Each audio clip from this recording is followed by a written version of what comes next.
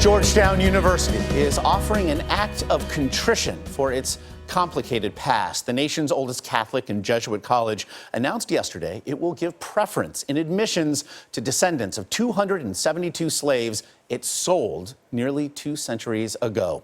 At the time, the sale helped pay the school's debts. Errol Barnett is at the Georgetown campus in Washington with how the university's move could now help launch a national conversation. Errol, good morning.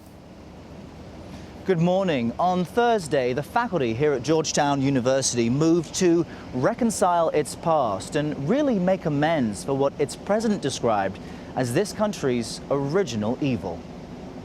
This community participated in the institution of slavery.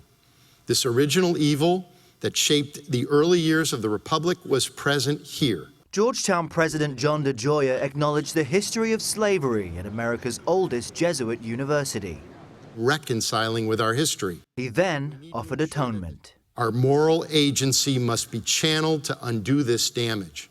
And that effort includes building a memorial and creating an institute to study slavery's legacy. Georgetown will also rename 2 buildings on campus, including one for a runaway slave named Isaac. The university still has the document offering $30 for his capture.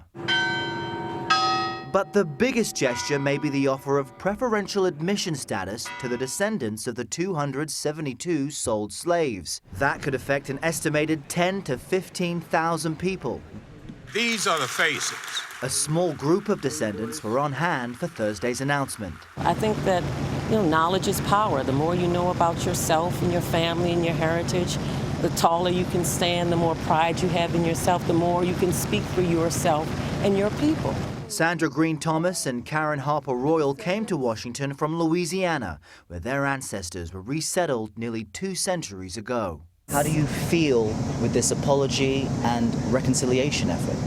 I think an apology is always a good place to begin. Georgetown is perfectly positioned to really be a role model in how you have these types of difficult conversations. Georgetown's senior Ayadela Arulaba was a member of the working group that looked into the school's painful past.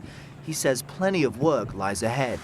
Although this is a first good step on behalf of Georgetown University, I'm really looking forward to future initiatives and further commitments of resources that the university has to reconcile the legacies of slavery still seen today. Now, currently, there are no plans to offer scholarships to those descendants, but keep in mind, Georgetown is one of the nation's few need-blind, full-cost schools, and the president explains that means no undergraduate is prevented from attending due to financial aid. Nora? All right, Errol, thank you. I'm a Georgetown graduate, so I know that they have been working on this issue, and I think they've done a beautiful job in handling being a role model. Yeah, the woman said it, the best place to start is with an apology, at least acknowledge it. Yeah. Yeah.